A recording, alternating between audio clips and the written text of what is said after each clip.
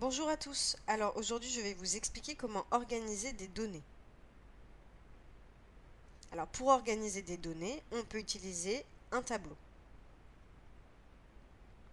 On peut aussi utiliser un diagramme en barre, aussi appelé diagramme en bâton. On peut aussi utiliser un diagramme circulaire.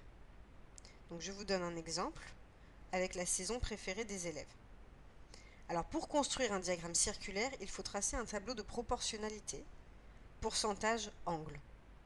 Donc on va le remplir. Pourcentage, on commence avec 100%, ce qui correspond à un angle de 360 degrés. Dans notre exemple, on a 45%.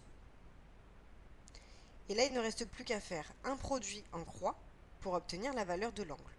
Donc 45 fois 360 divisé par 100, et on trouve 162 degrés.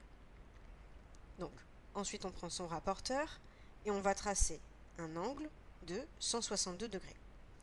Ensuite, il ne reste plus qu'à faire la même chose avec les autres pourcentages, 30%, 15% et 10%. Enfin, on peut également utiliser un histogramme. Alors, prenons un exemple avec la répartition des tailles des enfants d'un club de sport.